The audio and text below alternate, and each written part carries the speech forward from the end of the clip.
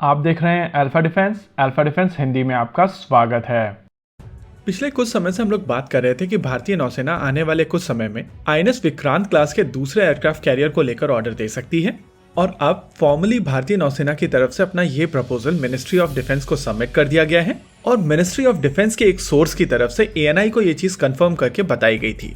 अगर आप हमारे ट्विटर, जो अब एक्स हो चुका है, वहां पर जाएंगे तो इस आर्टिकल का लिंक आपको मिल जाएगा।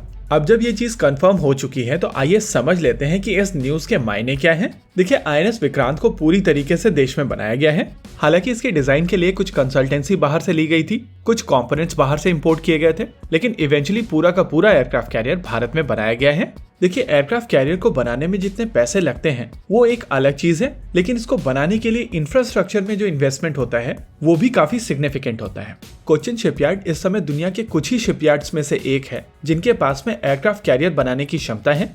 और ये जो बिलियंस ऑफ डॉलर्स का इन्वेस्टमेंट हुआ है, इसको लेकर अगर दूसरा एयरक्राफ्ट कैरियर नहीं बनाया जाता है तो कुछ समय के बाद में ये कैपेबिलिटीज किसी काम की नहीं रह जाएंगी और आउटडेटेड होने के बाद में इसका बहुत ज्यादा आप प्रयोग भी नहीं कर पाएंगे, यानी कि ओवरऑल आपका सारा इन्वेस्टमेंट बर्बाद हो जाएगा।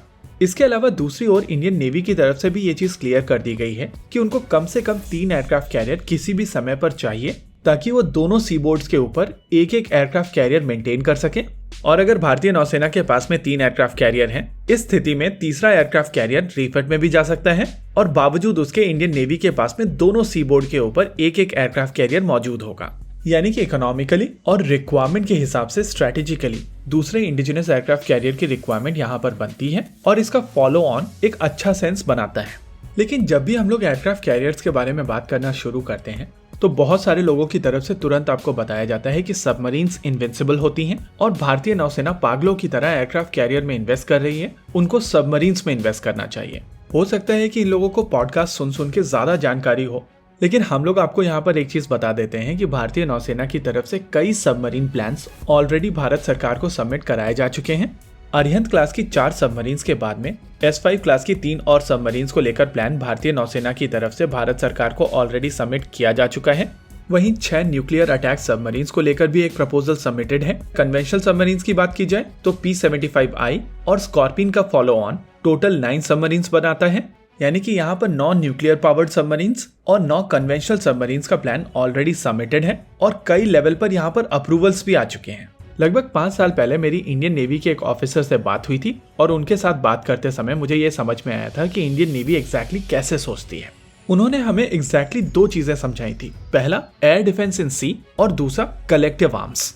देखिए, जमीन पर जिस तरीके से एयर डिफेंस प्रोवाइड की जाती है वहां पर surface to air missile systems deploy किए जाते हैं, लेकिन surface to air missile system हमेशा डिफेंसिव मोड में होते हैं। यही कारण है कि कई बार surface to air missile systems की प्रेजेंस में भी अटैक्स हो जाते हैं और इसी वजह से वहां पर कॉम्बैट एयर पेट्रोल की जाती है। इन मिशंस के दौरान इंटरसेप्टर एयरक्राफ्ट का प्रयोग किया जाता है और ये एयरक्राफ्ट टारगेट एरिया के आगे खड़े होकर एयर डिफेंस कवर प्रोवाइड करते हैं।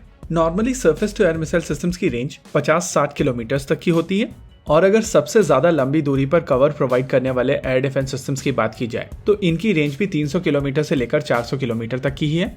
लेकिन अगर आप एयर डिफेंस प्रोवाइड कर रहे एयरक्राफ्ट की बात करें तो वो आपके स्ट्रेटेजिक एसेट्स से लगभग 500 किलोमीटर दूर आगे एयर डिफेंस एनवलप बनाते हैं और सी में भी एग्जैक्टली इसी तरीके का एयर डिफेंस कवर प्रोवाइड किया जाता है।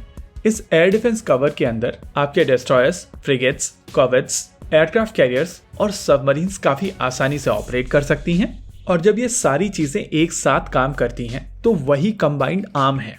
इंटरेस्टिंग चीज ये है कि तीसरे एयरक्राफ्ट कैरियर के आते आते twin engine deck based fighter jets बनकर तैयार हो जाएंगे और ये फाइटर जेट्स ना ही केवल आईएनएस विक्रमादित्य पर जाएंगे बल्कि मोस्ट लाइकली नए आईएनएस विराट पर भी जाएंगे। इसी के साथ आज के इस वीडियो में रखते हैं केवल इतना ही। वीडियो को अंत तक देखने के लिए धन्यवाद। देखते रहिए अल्फा डिफेंस। जय हिंद।